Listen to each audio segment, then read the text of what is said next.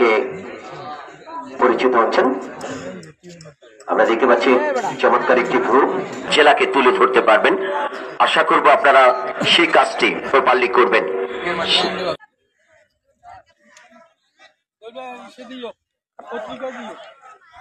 পরিচালনা করে থাকেন নুরুন নবী এবং সহকারী রেফারির দায়িত্ব পালন করবেন তাপস রায়। ঝালকাঠি সদর প্রতিপক্ষের সীমানায় ঢোকার জন্য চেষ্টা, ব্যাকপাস করেছে প্রচেষ্টা, প্রান্ত বদকের আক্রমণ, রক্ষণ ভাগ।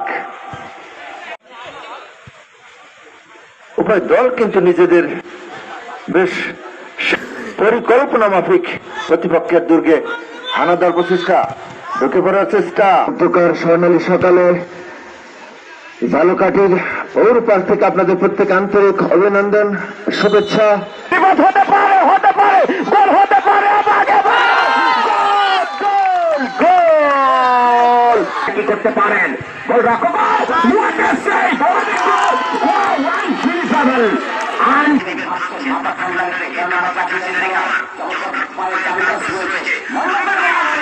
খেলা কিন্তু কৌশলেরও খেলা।